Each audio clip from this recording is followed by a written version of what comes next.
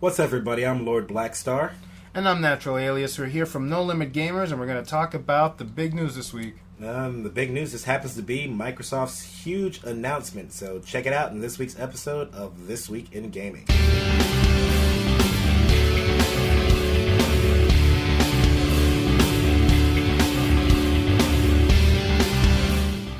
Alright, so Microsoft made their huge announcement. They announced their newest console, the Xbox One. And they had a couple of, huge things that they wanted to tell us about it. First thing being TV.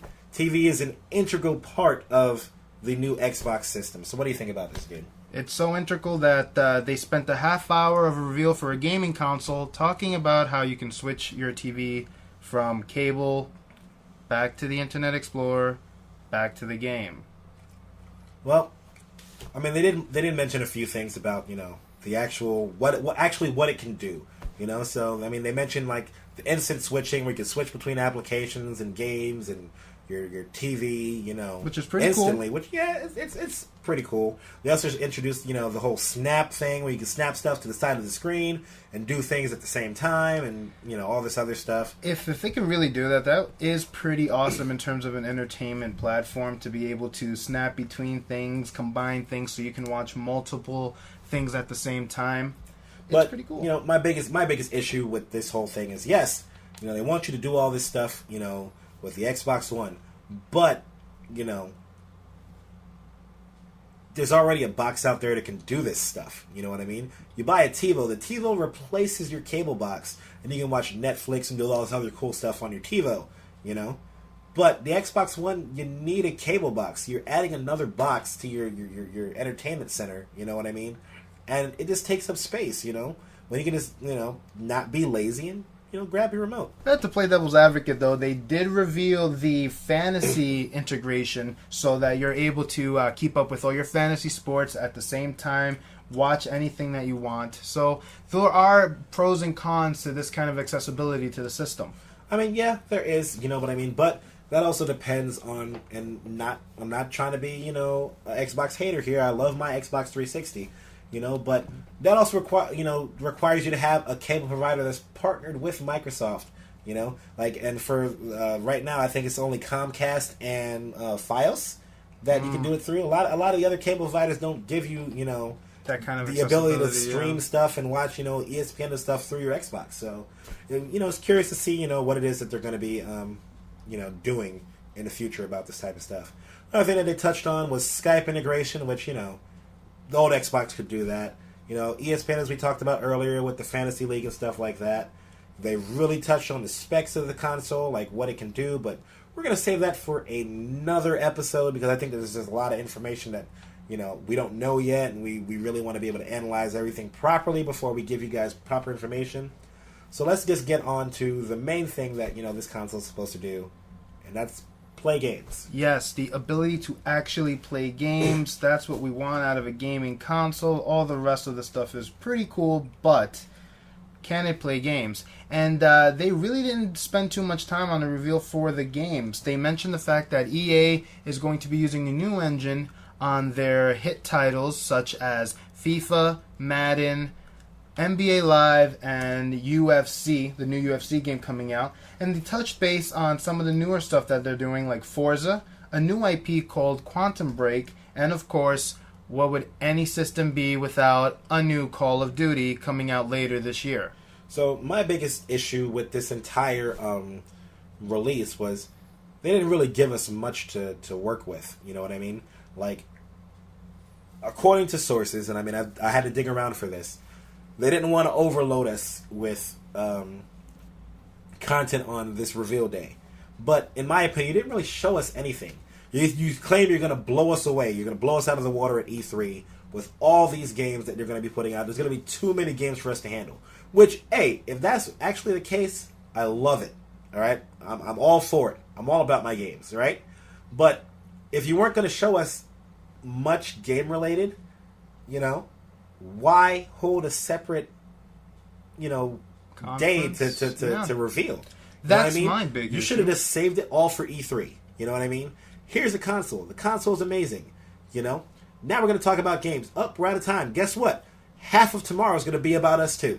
because we're going to give you so much stuff. You're going to be talking about us until, we drop off our console later this year, and you're going to want to buy our product, So, I mean, it's kind of silly because first off, with PlayStation's conference, they made sure to do it early on in the year. They didn't do it so close to E3 because of that purpose. They wanted to get information out there that they didn't want to be redundant with at E3. They wanted to have at least enough time to show stuff and still have more stuff to show. Now, this conference happened May 21st for Xbox, and they are literally 19 days away from E3. So, of course, they're going to hold some things back because they have an entire conference to fill in 3 weeks. So, this whole press conference seemed very much like a teaser. We spent an hour being teased, and we didn't really get much out of it, except we learned some specs, we saw what you can do with TV, but about the games? But not even that, You had this conference 19 days before E3, and it was disappointing. So now all you're subject to for the next, what is it, 15 days now? 15, 16 days? Yeah, just about. For this time and up until E3, you're just subject to, speculations and ridicule because your conference was so weak. And not to take anything from, not to give, Sony props, you know what I mean? Because Sony's conference, in my opinion, was pretty weak too.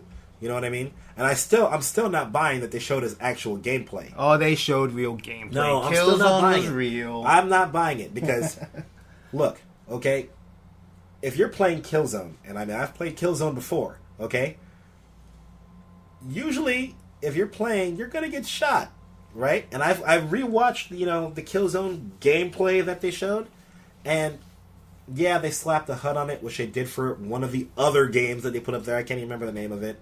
The one with the dude fighting the dragon. They threw a little makeshift that was HUD. a test. That was a test thing. It wasn't. But it's kind of like, like, okay, you're telling me you played through this little thing and you didn't take any damage at all. Your screen didn't flash red. I have an argument for that. Your screen didn't flash red. I have an argument. And wait, before we even go any further than that, if you watch the video and you check the bullets as he fires, it doesn't match up quite perfect. Now it could just be maybe the rendering to display the video, maybe the audio was a little bit off, but it just didn't seem to me like an actual game. But whatever. Well, I understand where you're coming from. The only argument that I can possess is that I've seen Cliff B from Gears play the games at demo at E3 or a couple of conferences, and this dude is absolutely perfect. Every active reload, barely ever takes any damage, and that's his real gameplay, and he's killing it when he's playing through it. He's a developer. He guys know the game back and forth better than anybody. They made it. If anyone can do a perfect run, it'd be one of the developers of the game.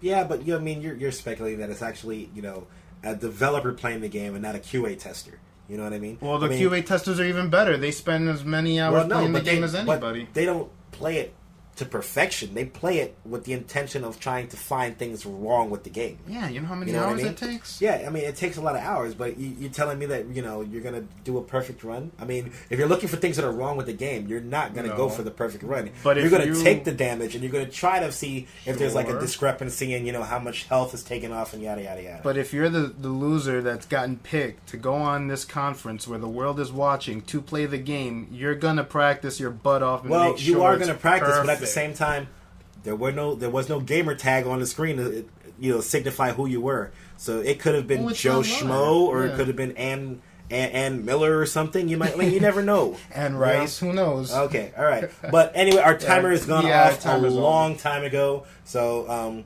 we're gonna wrap this up.